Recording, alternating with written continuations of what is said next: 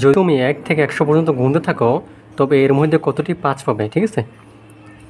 তাহলে আমরা দেখি, হ্যাঁ, 5, 15, 25, 35, 45, 50, 51, 52, 53, 54, 55, 56, 57, 58, 59, 60 আছে। 60 লিখবো না, আমরা 65 লিখবো।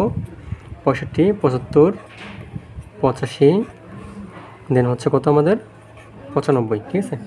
দেখি কতবার, 1, 2, 3, 4, 5, 6, 7, 8, 9, 10, 11, 12, 13, 14, 15, 16, 17, 18, 19, হ্যাঁ দেখি 19 বার হয়েছে, হ্যাঁ। কিন্তু এই যে 55 ভিতরে কিন্তু 5 2বার আছে, ঠিক আছে? এই জন্য এখানে 2 কাউন্ট হবে।